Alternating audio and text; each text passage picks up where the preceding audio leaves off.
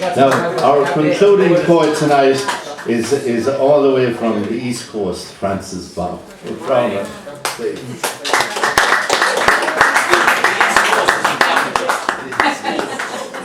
The East Coast is Lochmora. Yeah, In recent times. that's it. East coast of Offaly. Well, my mother is from Offaly. She's from Ferban. Glynn, on the banks of the Grand Canal, Loch 32. Her father was the lock keeper.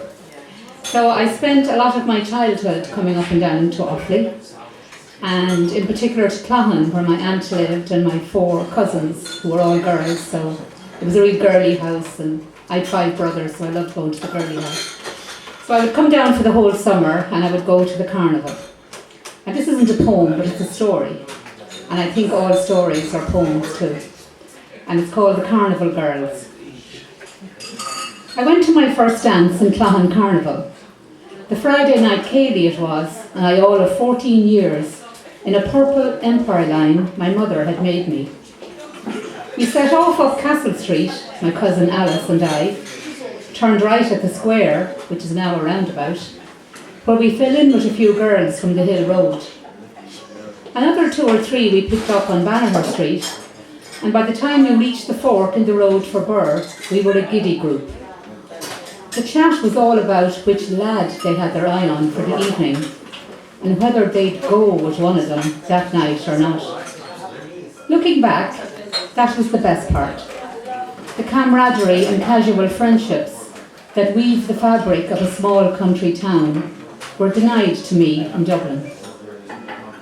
Heading for the sports field, we could hear the tinny strains of fiddle strings, a tin whistle and piano accordion. We could smell the turf smoke, even though it was July, crunch the grass under our cube-heeled shoes, see the marquee soar majestic towards a royal blue sky. I had never been asked up to dance before. What would I do? I lined up along one wall with the women, that's what I did, and ran away every time a surge of men made for us. For men they were, aged 16 to 60, and all agog. I took solace several times in the ladies' loo, sitting despondent on a bale of hay, while a frenzy of females jostled in front of a postage stamp mirror.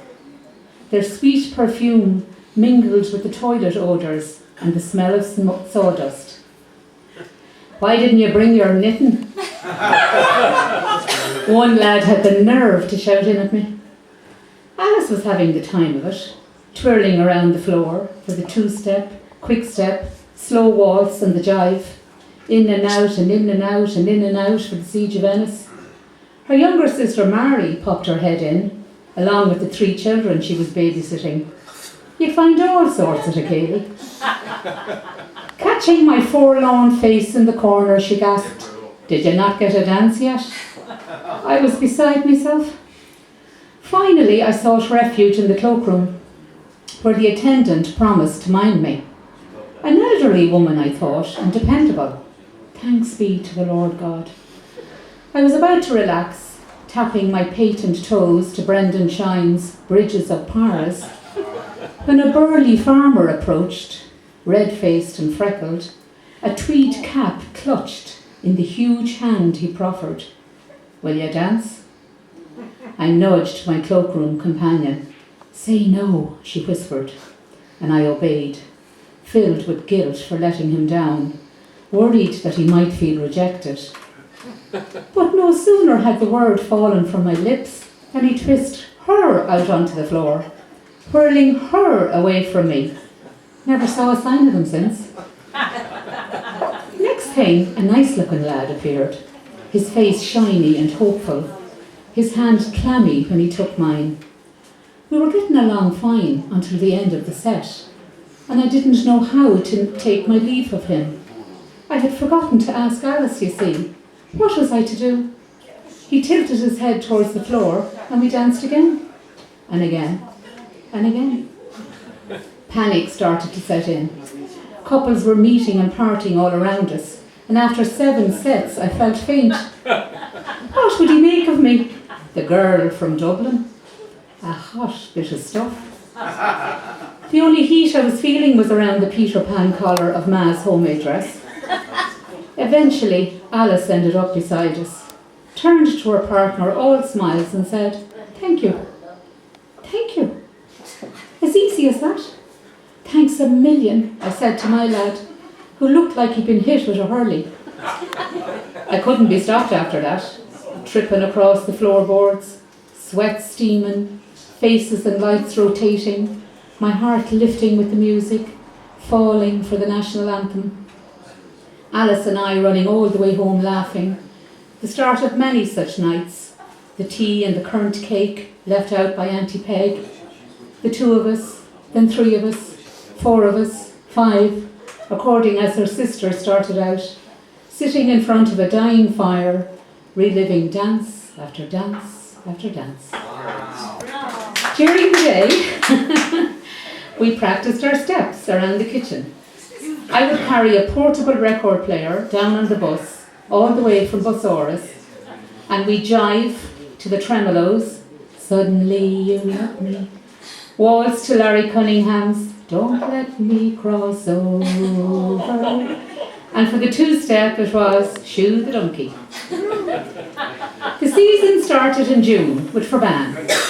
July was Clapham. August we had Burr Vintage Week and Ballycumber. September, all roads led to Banagher. The tent pitched beside the Shannon, waves rustling, the moon shimmering above the bridge. If you got off with a Banagher boy, you were made up. With their leather jackets, long hair and revving motorbikes, they were the fine things. And with a bit of luck, you might wangle a date for the Donkey Derby. In the winter we had to make do with the dance halls, standing on the square, thumbs out for Burr, Ballinasloe, Athlone or Tullamore. All of Ireland's main arteries flowed through Clohan, you see. Or we could pile into Bennett's Fort Consul for the price of 2 shillings. Packed in with another 9 or 10 maybe. Sardines would have been sorry for us. More sins were surely committed on that journey, and we couldn't do a thing about it, Father.